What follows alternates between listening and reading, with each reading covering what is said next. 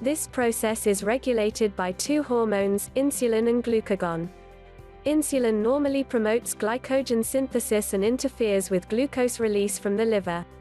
With increasing insulin resistance, the liver may release glucose despite the presence of insulin.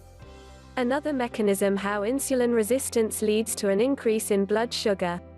Insulin resistance becomes worse over time, so more and more insulin has to be produced.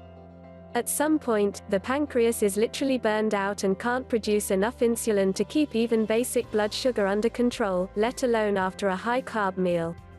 This state is end stage of type 2 diabetes where insulin injections become necessary. 7. Type 2 diabetics do not produce less insulin than normal, but the insulin resistance increases the need for insulin. A diabetic pancreas is eventually unable to supply this increased demand. This sounds like a vicious cycle, and it is. More and more insulin is needed, and increased amounts of insulin further exaggerate insulin resistance. Is there a way to escape this cycle?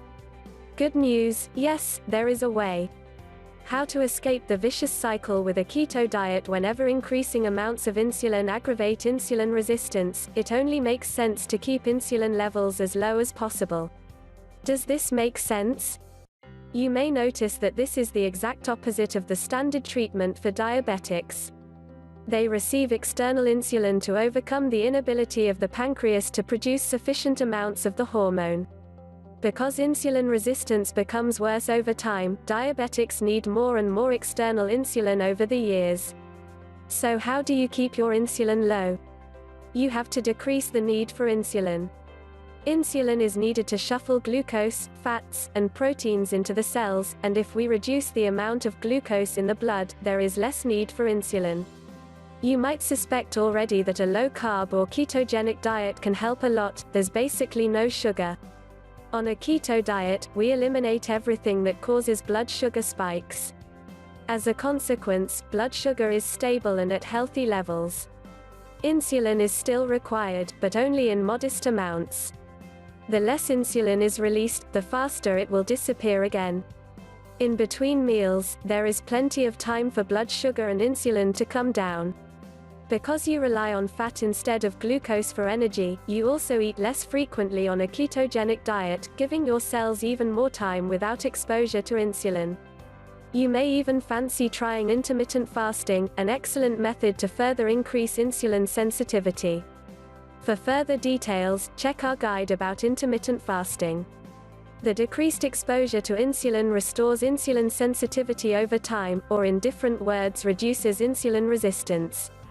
This means that cells become responsive to insulin again and less insulin is needed to perform its function. Can you reverse diabetes type 2 with a ketogenic diet? The answer to this question is yes.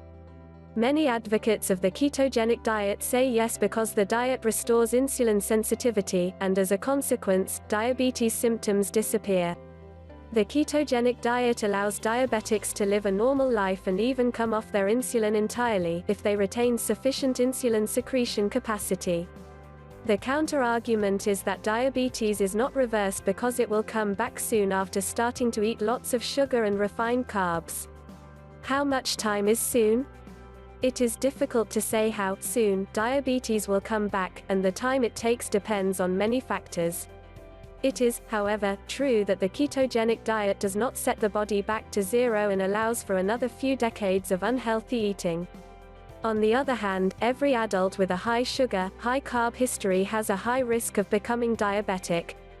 It is just a matter of time. We also need to